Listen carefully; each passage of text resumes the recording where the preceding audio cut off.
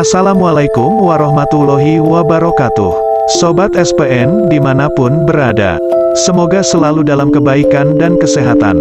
Amin. Pada video ini kami menyajikan mengenai tato yang dianggap sebagian kalangan sebagai bagian dari seni, tren dan gaya hidup. Bagi sebagian orang lainnya, tato dianggap sebuah hal yang tabu. Biasanya, orang yang mentato bagian tubuhnya lantaran terpengaruh pergaulan atau ingin ikut eksis dengan tren teman-temannya. Tren mentato ini tidak hanya melanda kaum pria, namun kaum hawa pun ada, bahkan banyak yang memakai tato. Bagaimana Islam memandang tato? Berikut penjelasannya sebagaimana dikutip dari republika.co.id. Dr. Yusuf Qaradawi dalam Al-Halal wa Al-Haram fi Al-Islam menyatakan, hukum bertato adalah haram. Hal demikian merujuk pada sabda Rasul yang berbunyi, Rasul melaknat perempuan yang menato dan yang minta ditato. Hadis riwayat Muslim. Menurut Yusuf Qaradawi, selain mirip dengan perbuatan orang-orang Nasrani, tato juga dinilai membawa kerusakan, rasa sakit dan penyiksaan karena menggunakan tusukan jarum di tubuh orang yang ditato. Tato merupakan tindakan yang merusak tubuh. Tubuh yang sebelumnya mulus menjadi rusak karena dicacah-cacah oleh jarum. Tindakan seperti ini dinilai tidak mensyukuri nikmat Allah. Orang yang menato tubuhnya dengan aneka gambar biasanya mempunyai tujuan untuk menambah penampilan anggota tubuh yang ingin ditonjolkan. Dampak negatif tato sebagaimana dikutip dari hellosehat.com, bisa menimbulkan alergi kulit pada sejumlah orang. Bagi sebagian orang, tato mungkin memiliki arti penting sebagai nilai ekspresi dan keyakinan mereka. Namun, cara untuk mengekspresikan diri ini tidak terlepas dari dampaknya terhadap kesehatan, terutama kulit. Penggunaan tato bisa menimbulkan masalah di kulit. Salah satu penyebab alergi pada tato yang paling umum adalah tinta. Umumnya, tinta tato mengandung beberapa bahan kimia yang dapat menimbulkan reaksi negatif pada sebagian orang. Dibandingkan dengan warna lainnya, tinta berwarna merah biasanya menjadi faktor utama seseorang mengalami reaksi alergi. Walaupun demikian, semua warna tato berisiko membuat seseorang terkena gejala alergi. Kandungan oksida besi, merkuri sulfida, hidrat besi, aluminium, dan mangan dalam tinta tato menjadi pemicu reaksi pada kulit. Reaksi alergi biasanya akan muncul begitu tinta masuk ke dalam kulit. Selain tinta, jenis alergi yang satu ini juga dapat disebabkan oleh respons sistem kekebalan tubuh, kondisi kulit, dan zat pemicu alergi lainnya. Biasanya seseorang bisa mengalami gejala alergi kulit kapan saja. Hal ini dapat terjadi segera setelah memasang tato atau beberapa minggu hingga tahun kemudian. Selain itu, penderita alergi ini juga bereaksi terhadap warna tinta tertentu. Jika hal ini terjadi, mungkin akan ada satu atau beberapa gejala seperti kulit kemerahan dan bengkak, gatal, ruam, benjolan kecil seperti jerawat, kulit bersisik dan mengelupas, kulit melepuh dan adanya nanah pada benjolan di kulit. Gejala alergi dapat berkembang dengan cepat hingga menyebabkan kondisi yang cukup parah seperti syok anafilaksis. Seperti dikutip dari halodoc.com, ada berbagai jenis bakteri yang bisa menyebabkan infeksi kulit karena tato. Di antaranya bakteri Mycobacterium atypic, Mycobacterium leprae, menjadi penyebab kusta, Staphylococcus dan Streptococcus. Sedangkan virus yang pernah ditemukan pada infeksi kulit akibat tato adalah virus herpes simplex dan human papilloma virus, yang menyebabkan kutil kulit.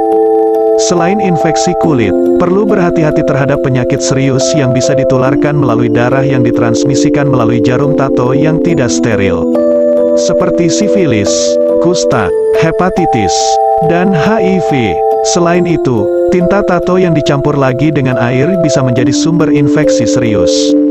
Bila tinta tato dicampur dengan air yang tidak steril seperti air keran, maka tinta tersebut juga akan menjadi tidak steril dan berbahaya bila disuntikkan langsung ke dalam kulit.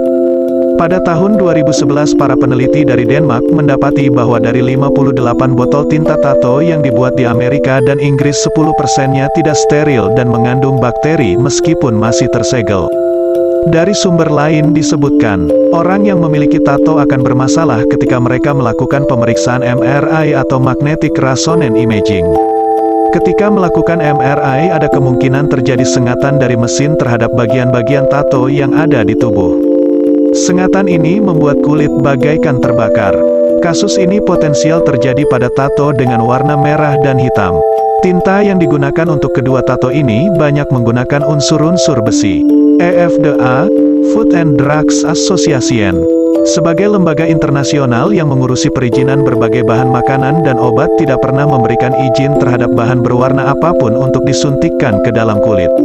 Ada berita sebagaimana dikutip dari Kompas.com. Gara-gara sebuah tato di dada pasien, tim medis kebingungan untuk bertindak. Akhirnya dokter menganggap bahwa tato itu cerminan dari pilihan hidup pasien dan dokter pun membiarkannya meninggal. Tim dokter dalam kasus ini melaporkan kasus proses pengambilan keputusan. Pasien yang dimaksud adalah seorang pria berusia 70 tahun yang tak sadarkan diri dan mendapatkan perawatan di ICU rumah sakit di Florida, Amerika Serikat. Pasien tanpa nama ini memiliki riwayat penyakit paru kronis, diabetes mellitus dan fibrilasi atrium atau detak jantung yang tidak beraturan dan cepat. Selain itu, para medis juga menemukan kadar alkohol dalam darahnya yang cukup tinggi. Tato yang tertulis pada dada pasien adalah "Do not resuscitate", yang berarti larangan melakukan resusitasi untuk mengembalikan fungsi jantung pasien. Kondisi pasien sangat memprihatinkan. Tensinya rendah, keasaman darahnya tinggi dengan pH 6,81. Normalnya keasaman adalah 7,35. Dokter telah siap untuk menolong, tetapi tato pada dada tersebut membuat tim dokter bingung menentukan langkah. Kebingungan bertambah sebab pria itu tak punya keluarga. Awalnya, tim medis kemudian mengambil langkah untuk mengabaikan tulisan tato dan segera melakukan pertolongan pertama. Namun keputusan itu membuat kami berkonflik batin. Menimbang bahwa pasien telah berupaya keras memberitahu langsung petunjuk tersebut, tulis tim medis dalam publikasinya. Di tengah kebingungan, mereka lantas meminta pertimbangan komite etik. Sambil menunggu kepastian, pasien diberikan antibiotik empirik, menerima cairan, dan dirawat dengan bilevel positif airway pressure untuk membantunya bernafas. Akhirnya setelah melihat riwayat pasien, konsultan etika menyarankan untuk tetap menghormati tulisan tato tersebut. Alasannya tato itu dianggap sebagai pilihan hidup dari pasien. Entah bagaimana akhirnya petugas dari Departemen Sosial juga mendapat salinan tertulis dari pasien terkait permintaan untuk tidak disadarkan. Setelah itu kondisi pasien semakin memburuk dan akhirnya meninggal dunia. Kasus permintaan DNR tato pasien ini cenderung membuat bingung tim medis mengingat adanya kekhawatiran tentang legalitas dan keyakinan yang tidak berdasar.